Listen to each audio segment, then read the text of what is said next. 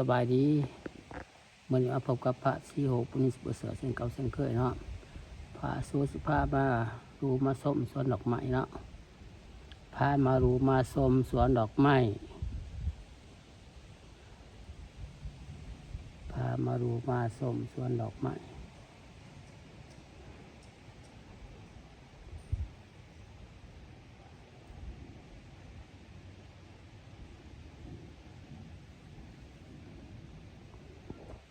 มาดูมาชมสวนดอกไม้ฝากติดตามช่อง YouTube ของพระศรีโหปุณิสประเสริฐเด้อ FC ลาวไทยต่างประเทศขอให้เขาดูเข้าชมช่อง YouTube ของพระศรีโหปุณิสประเสริฐให้เนาะกดไลค์กดแชร์เด้อกดติดตามให้เนาะเป็นกำลังใจให้พระศรีโหปุณิสประเสริฐให้เด้อ FC ลาวไทยและต่างประเทศขอให้เขาดูเข้าชมช่อง YouTube ของพระศรีโหปุณิสประเสริฐให้เนาะ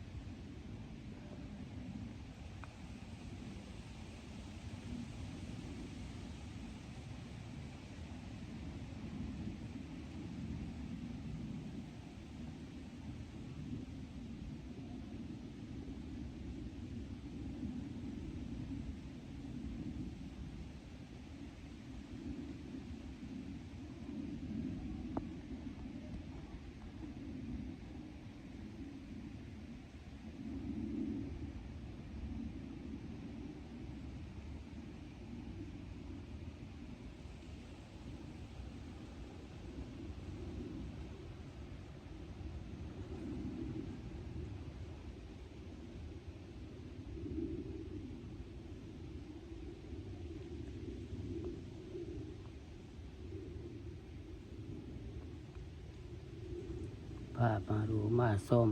สวนดอกไม้บรรยากาศสวนดอกไม้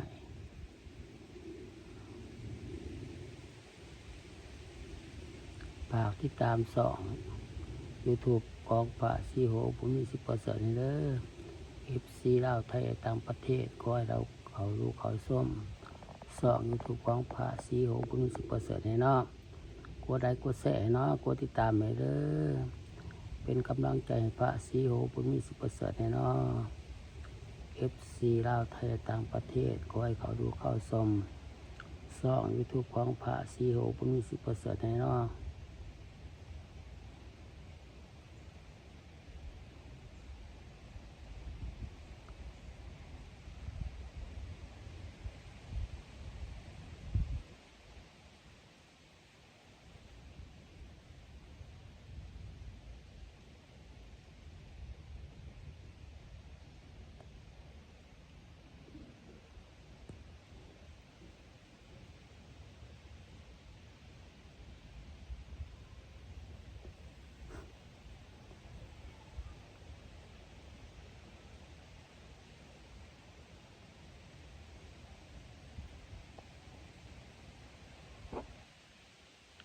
เอาสวนดอกไม้มาให้ดูให้ชมให้ FC ลาวไทยต่างประเทศเขาดูเข้าชมช่อง YouTube ของพระศรีโหปุณิสประเสริฐให้เด้อกดไลค์กดแชร์เนาะกดติดตามให้เนาะ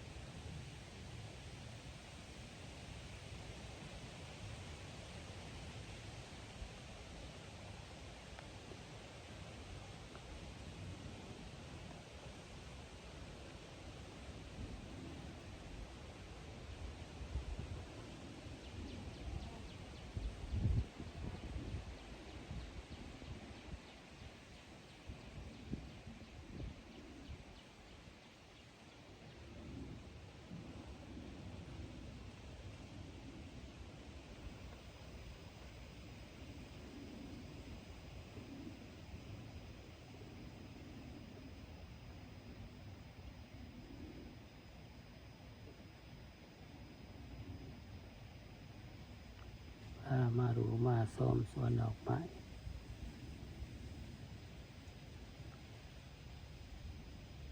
พ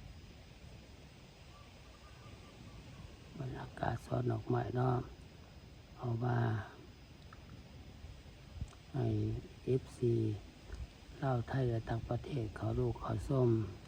ส่องยูทูบของพระศรีโหบุญมี10%เด้อกดไลค์กดแชร์เนาะกดติดตามให้เด้อ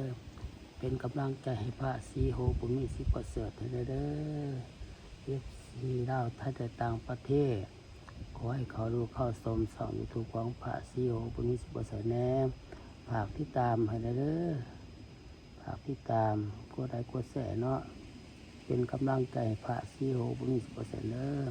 คลิปนี้กับพระสุขลาไปก่อนบ๊ายบาย